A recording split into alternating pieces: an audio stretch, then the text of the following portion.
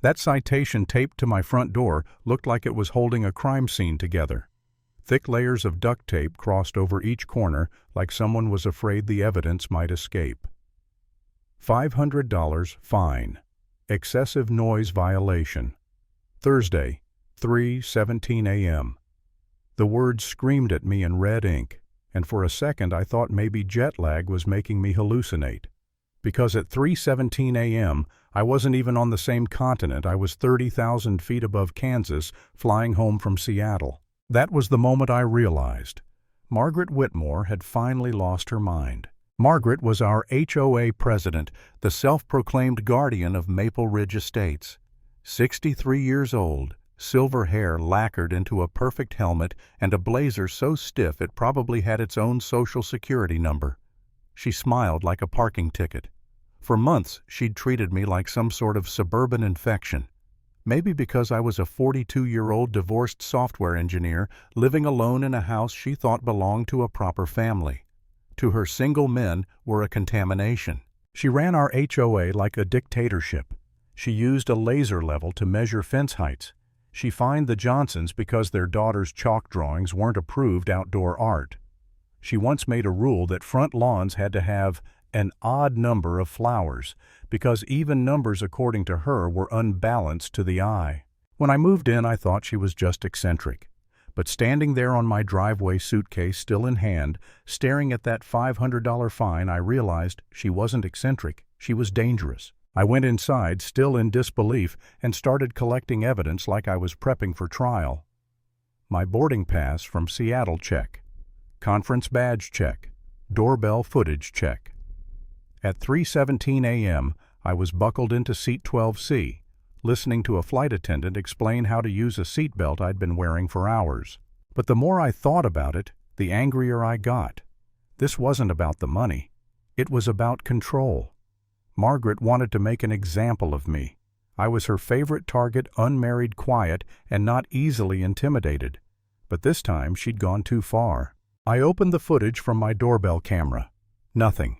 No movement all night. Then I checked my front yard feed.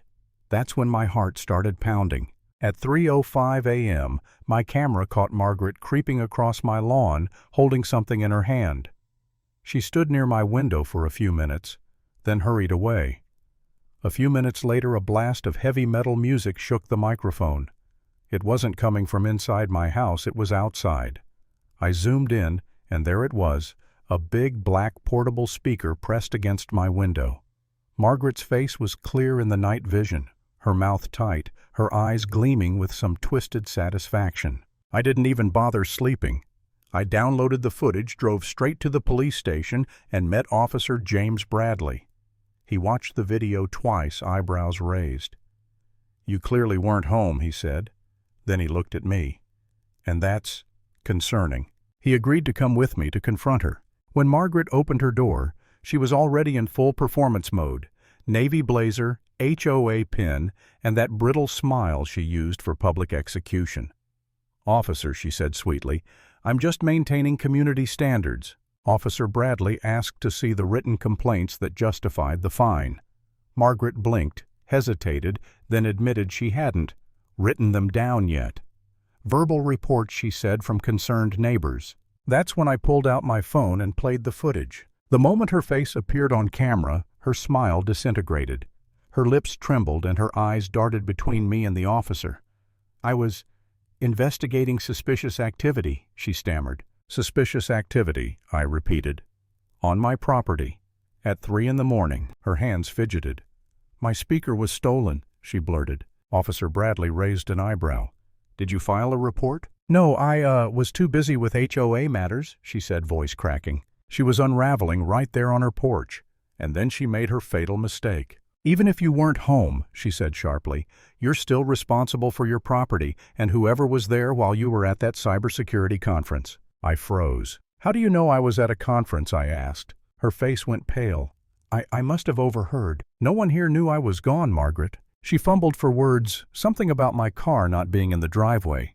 But it was too late. Officer Bradley's tone hardened. He told her filing false complaints was a criminal offense, and her pattern of harassment could qualify as stalking. That's when her mask completely fell off. She started yelling, really yelling, saying people like me ruin neighborhoods, that single men bring chaos, that someone had to keep order. I was recording the entire thing, every hateful word. And then she said she'd been tracking my travel schedule through a friend who worked at the airline. That was it, the final nail in her coffin. Officer Bradley wrote up a report on the spot. He promised the department would investigate. But even as he drove away, I felt hollow, exhausted, beaten. For months she'd made me feel like I didn't belong. And now, even with proof, I wondered, would it matter? HOA boards protect their own. People like Margaret don't lose. That night, sitting alone in my living room, I stared at the citation still taped to my door. For a second, I almost tore it down and just paid the fine. Maybe it was easier to let her win. But then I remembered her face in that footage, her satisfaction as she planted that speaker. No, not this time. The next morning I went door to door, and the stories poured out. David Park, a military officer, had been fined for a broken window while he was stationed overseas. The Andersons were fined for illegal parking, except the cars weren't even theirs. Jennifer Santos got written up for her curtains identical to Margaret's own. Then came Robert and Susan Phillips, a sweet older couple. Margaret fined them $800 for having unsightly medical equipment on their porch. It was Robert's wheelchair ramp. She told them illness isn't an excuse for ugliness.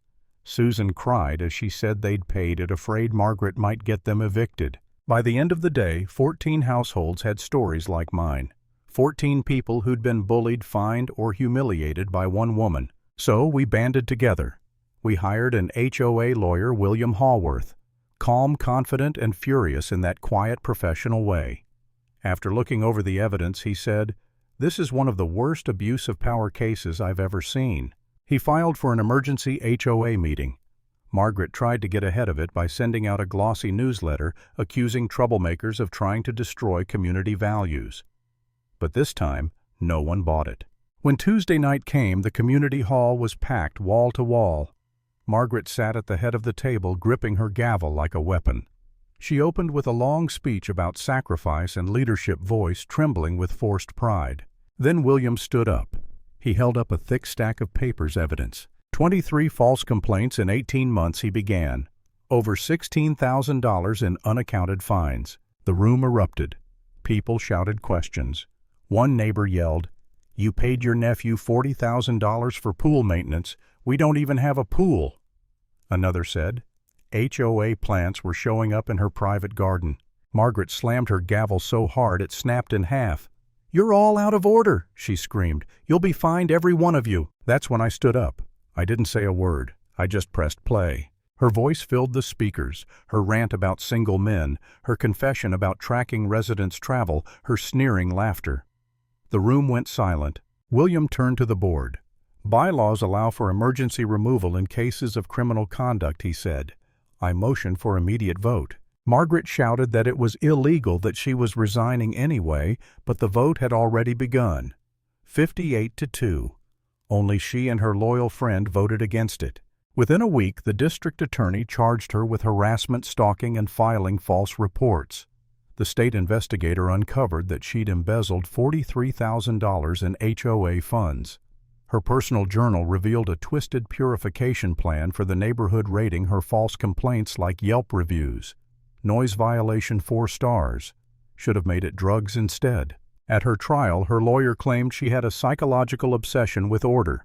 The prosecutor tore that apart by reading her emails bragging about running out the undesirables. When the verdict came down, the judge sentenced her to 3 years in prison, 18 months to serve restitution of all stolen money, and 5 years probation. He banned her from ever serving on an HOA board again. When the bailiff cuffed her, she collapsed into the chair, crying that she just wanted to protect the community. Her perfect gray hair fell over her face, and for the first time she didn't look powerful, just small, broken, and terribly human. And as they led her away, I finally tore down that citation from my door. Some battles aren't about winning, they're about reminding people like Margaret that power doesn't make you right.